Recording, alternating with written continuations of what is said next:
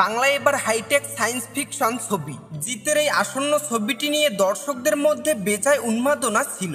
এবার সেটা আরো বাড়িয়ে প্রকাশ্য এলো ছবির প্রথম পোস্টার, আর তাতেই নজর কাড়লেন। একেবারে অন্যরকম লুকে ধরা দিলেন তিনি। বুমেরাং ছবির পোস্টারে দেখা যাচ্ছে একটি দুধর্ষ বাইকের উপর ব্যাগ কাঁধে বসে আছেন জিত, তাও হাওড়া ব্রিজ গঙ্গাকে নেপথ্যে রেখে। দেখা যাচ্ছে বহু বাড়ি ঘর।